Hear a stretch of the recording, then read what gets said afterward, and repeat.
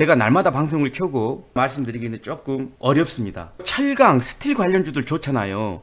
실적도 좋고 다 좋은데 경기 둔화로 가고 있는 상황에서는 성장이 제한적이라는 거, 수요가 제한적이라는 부분도 감안하셔야 돼요. 언제든지 돌발 악재가 출현함으로써 급락이 나올 수 있는 종목들이라는 걸 참고하시면 좋을 것 같아요.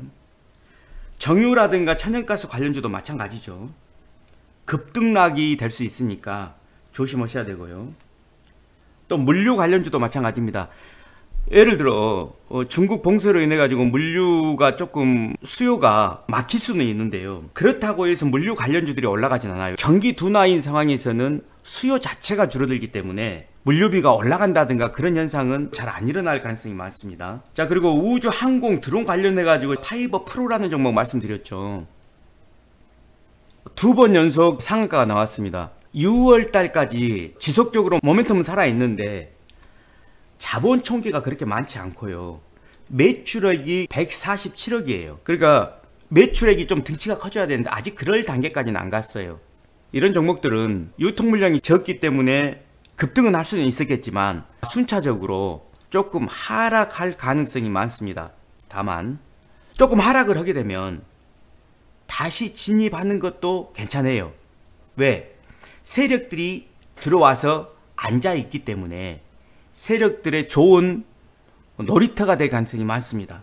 드론, 우주항공 이쪽으로는요, 어떻게 보면 전쟁 수혜주가 될 수도 있고요.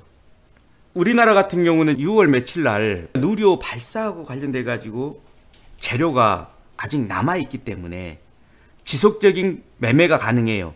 일정 구간을 박스권을 형성하면서 오르고 내리고는 하겠지만 박스권을 뚫고 상승하기에는 조금 부족한 부분이 있다라는 말씀드리고요. 만약에 누리호 발사가 성공하게 되면 매출하고 상관없이 예전에 제노코라는 종목 한번 차트 봐보시면 알아요. 계단식으로 지속적으로 오를 가능성이 굉장히 높습니다. 자, 그리고 ES큐브도 잠깐 볼게요. ES큐브도 지금 상승을 못하고 있죠. ES큐브는 재매각이 됐어요. 내용은 여러분께서 직접 보시면 알 거예요.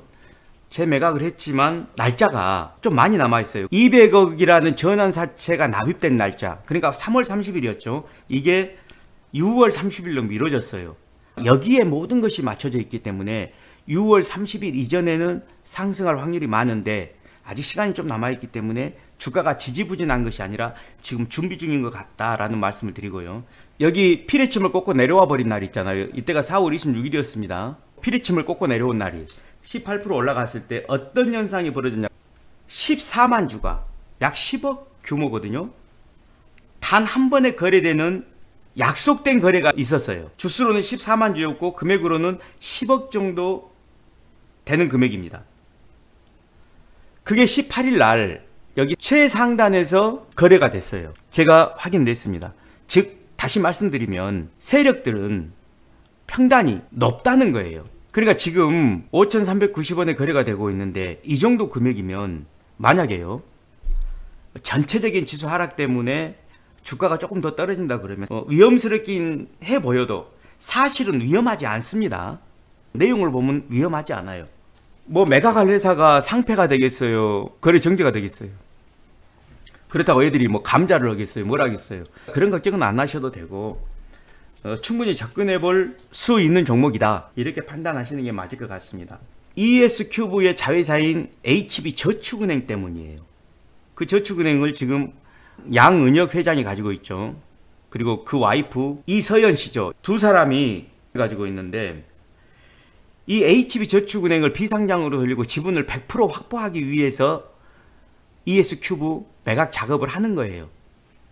제가 봤을 때는요, 메이드 시키려면 반드시 ES큐브를 매각을 기본적으로 해야 되는 것이고, 이걸 매각하는 과정에서 돈이 없는 사람들이 인수하기 위해서는 주가를 오버슈팅을 주는 수밖에 없을 것이다 라고 예측을 해보는 것이죠. 그리고요, 자, 이 종목은요, 저절로 놔둬도 여름에는 올라간다고 말씀드렸죠. 5월달 6월달에는 휴가철이 되면 캠핑을 가잖아요. 텐트를 만드는 회사이기 때문에 가만히 놔둬도 주가가 올라가는 성향이 있습니다. 이 부분까지 참고하시고 거래를 하시면 될 것 같아요.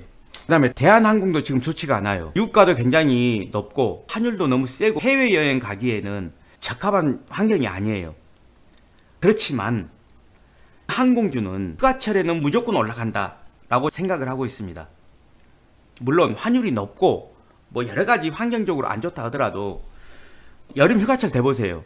그럼 예약도 티켓팅도 안 될 정도로 미어 터질 겁니다. 엔간한 종목으로 리오프닝 관련주들을 접근하지 마시고 대마불사인 종목, 죽일래야 죽일 수 없는 이런 종목들을 차라리 가져가시는 게 나아요.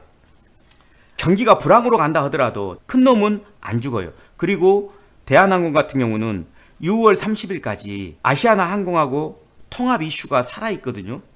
통합이 승인이 나건 안 나건 유럽에서나 미국에서나 그 어떤 쪽이 나더라도 대한항공에는 호재입니다. 이 부분까지 제가 말씀을 드릴게요.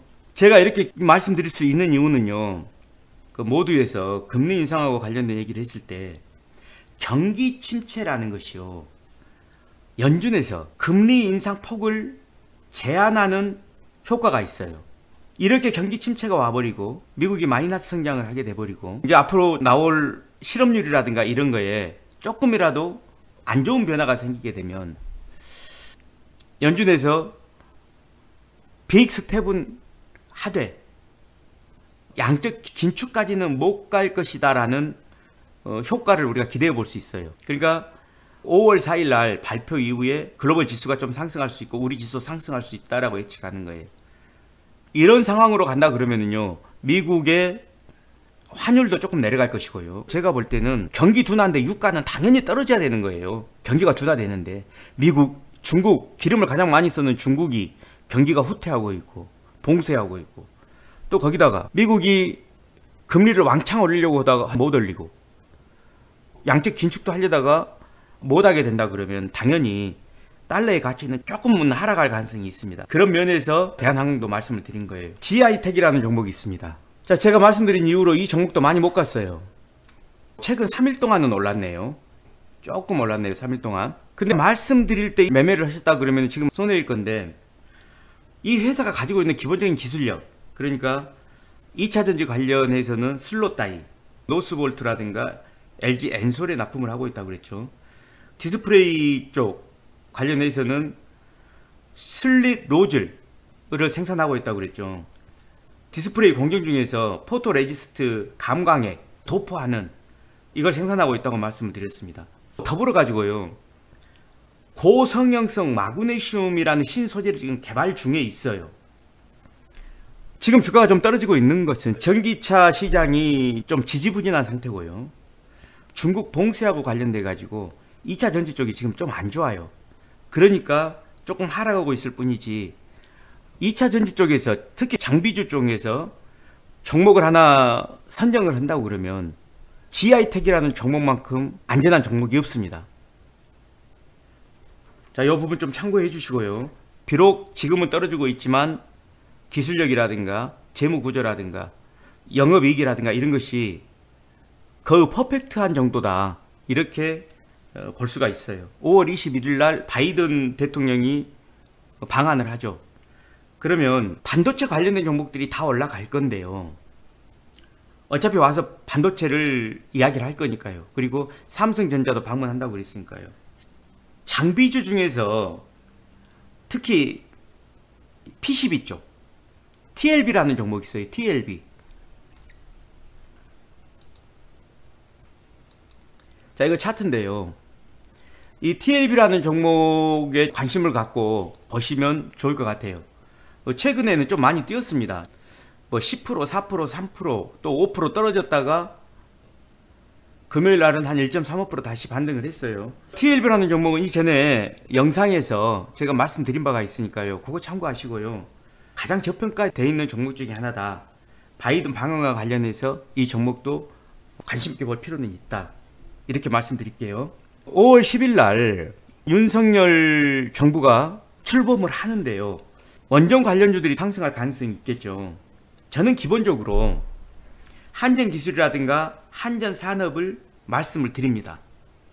유지 보수 또는 전기세하고 관련이 돼 있기 때문에 한전기술 같은 경우는 원전 설계가 가능한 회사고요. 한전 기술과 한전 산업 요 두 가지를 말씀드리는데, 다만 SEMR 이야기가 자꾸 나오고 있으니까 SEMR 계측 장비 쪽으로 기술 개발을 완료한 우진이라는 종목, 원전주 관련해서 포트에 또는 관심 종목에 넣어놓고 한번 봐보세요. 만약에 내일 원전주는 물론이고 일부 종목 빼놓고는 다 급락을 할 거예요. 특정 종목을 말씀드리지 않겠습니다. 다만 지금까지 제가 리뷰한 종목들 중에 만약에 그렇게까지 떨어지는 종목들이라고 그러면 분할 매수 관점에서 접근해 볼 수 있어요. 지수 하락이 계속되는 것이 아니라 경기 침체라는 것이 오히려 연준 입장에서 보면 양적 긴축을 할 수 있는 부분이 조금 완화되기 때문에 그래요.